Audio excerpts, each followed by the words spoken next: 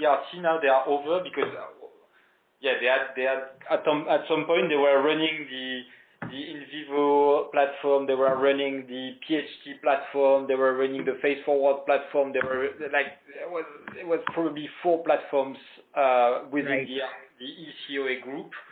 Right.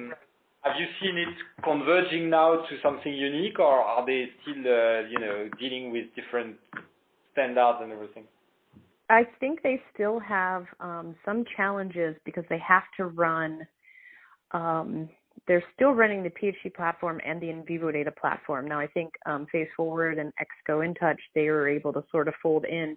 But in vivo data had some 10-year trials that they still have to service, and the same for PHT. So their challenges really, and I know you understand the market, but their challenges are really with the assessment license holders. So you've got somebody like the Juniper scale, for example, and she's so specific about the way that her assessments can be placed onto technology that if she's approved for it to be on the in vivo data tablet, to get her then to have it approved on a new tablet, the ERT tablet or the PHT tablet, it's going to take some time.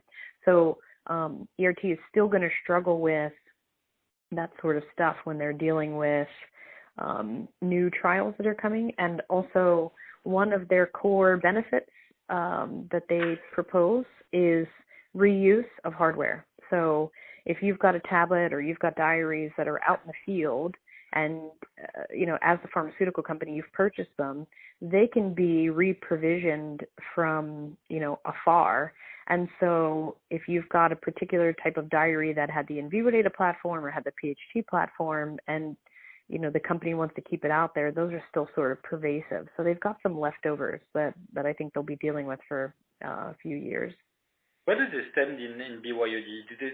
Are they driving the pack, or are they a bit like a CRF saying, BYOD is not for tomorrow, let's give us a few years, pharma companies are not really, patients now are not really willing to use their own device for this disease? What's their view with regard to BYOD? Yeah, so everybody would love for BYOD to happen, right?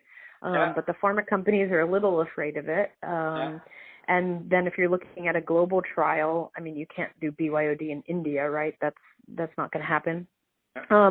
But one of the things that ERT is trying to do to promote BYOD and make back some of the margin that they'll lose on hardware is rater training. So they really try to push rater training for BYOD. And by rater training, I mean even patient training. So one of the concepts that everybody's struggling with BYOD is the validity or fit for purpose of the scales, right? So if I have an iPhone 7 and you have an iPhone X, yeah, exactly.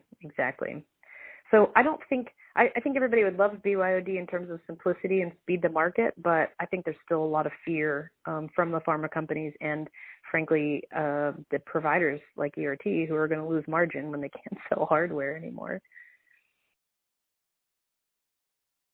Yeah, I can get it.